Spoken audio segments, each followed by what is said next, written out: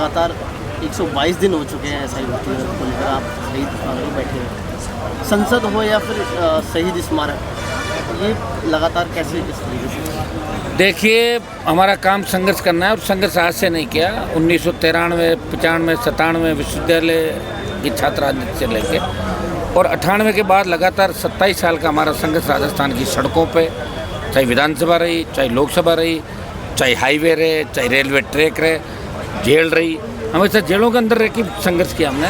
और 1997 के अंदर मैंने राजस्थान की सरकार को झुकाया और 3 मंत्री जयपुर की केंद्रीय कारागृह के अंदर छात्रों के लिए समझौता करने, राजस्थान सरकार के 3 मंत्री और मेरे पिताजी जो एक्स MLA थे, 4 लोग आए, मेरी भूख हड़ताल तोड़वाई थी।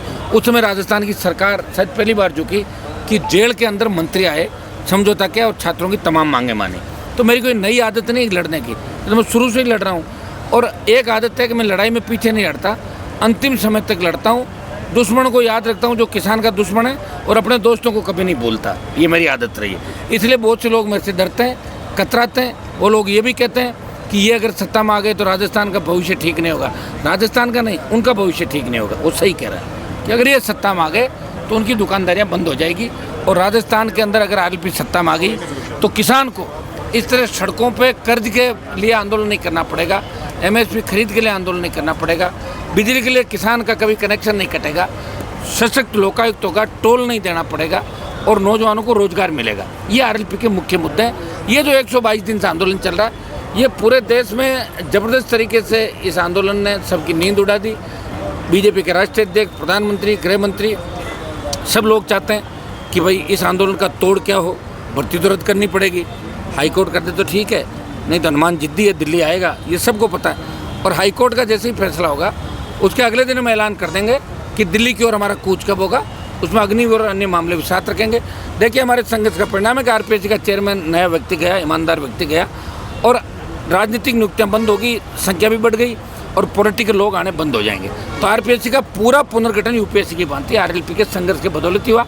और SI भर्ती को लेके जिस तरह हमने संघर्ष किया तो कई लोग, गहलोत का PSO पकड़ा गया, कई लोग और पकड़े जा रहे हैं। और हमारे संघर्ष के परिणाम स्वरूप कई लोगों को इनाम भी मिल जाएगा पार्टियों में जो दूसरी भूमिका के अंदर है, तो उनको फ़ायदा भी होगा। देखिए, हमारे संघर्ष से फ़ायदा है सबको, हर वर्ग को फ़ायदा। BJP के अंदर बैठे लोगों को भी फ़ायदा है, उन बेचारों को कोई पूछ नहीं रहा था, उनकी भी पूछ हो जाएगी थोड़े समय के लिए, तो सबको ही फ़ायदा, पूरे राजस्थान को फ़ायदा है। और हमारा संघर्ष जारी रहेगा और हम ये दोनों मामले SI भर्ती और पुनर्गठन का करा कई दम लेंगे। हर मुद्दे उठाते रहते हैं। आपके साथ में बहुत सारे युवा जुड़े हुए रहते हैं, ज़्यादातर युवा आपके साथ जुड़े हुए हैं। युवाओं की एक मांग है, वो राजस्थान में हर युवा कर रहा है, वो है छात्र संघ चुनाव। उनके लिए क्या तो ऐसा है कि वो तो युवाओं की मांग है ही नहीं। युवाओं का दम मैंने देख लिया था, युवाओं में कोई दम नहीं था छात्र संघ चुनाव को लेकर। सिर्फ छात्र नेता चाहते हैं छात्र संघ चुनाव हो।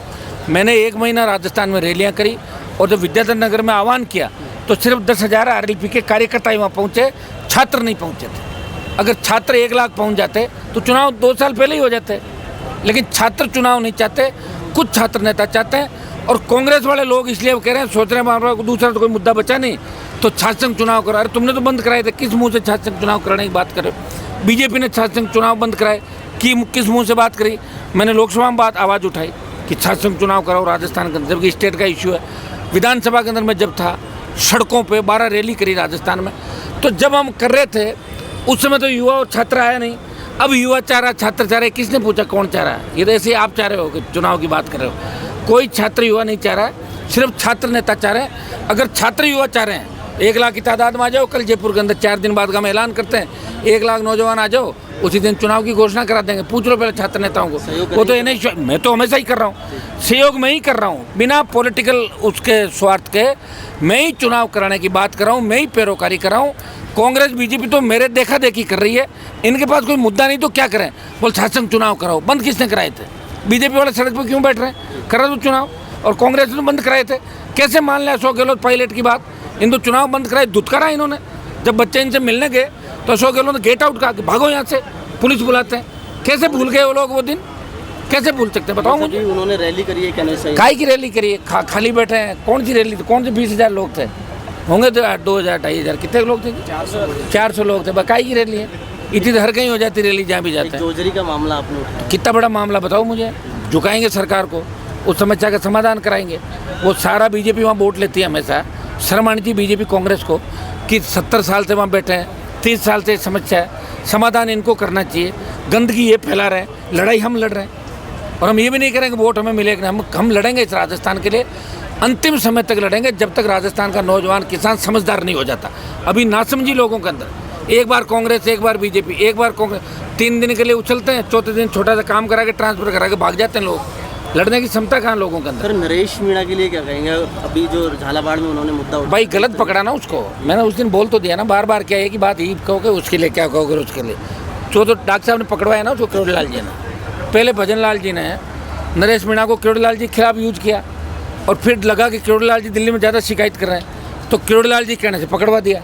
तो भजन लाल जी दोनों का यूज करें, किरोड़ीलाल जी का करें नरेश के खिलाफ और नरेश का करें इनके खिलाफ, ताकि पूरा दोनों को लड़ा के ख़त्म करें। यही तो पॉलिटिक्स है।